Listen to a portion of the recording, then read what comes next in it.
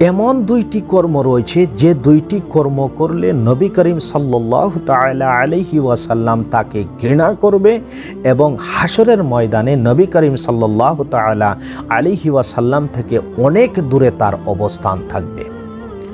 আসুন সেই কর্ম দুইটি কি কি আমরা জেনে নেই। পবিত্র তিরমিজি শরীফের হাদিসে এসেছেন, প্রিয় নবী মুহাম্মদুর রাসূলুল্লাহ সাল্লাল্লাহু তাআলা আলাইহি ওয়াসাল্লাম বলেছেন যে যাদেরকে আমি সবচেয়ে বেশি ঘৃণা করি এবং যারা হাসরের ময়দানে আমার থেকে অনেক দূরে অবস্থান করবে তারা হলো সেই সব লোক যারা অনর্থক কথা বলে।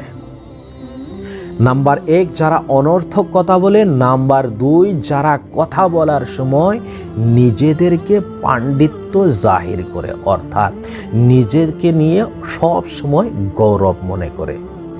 ভিডিওটি ভালো লাগলে বেশি বেশি করে শেয়ার করে দেন।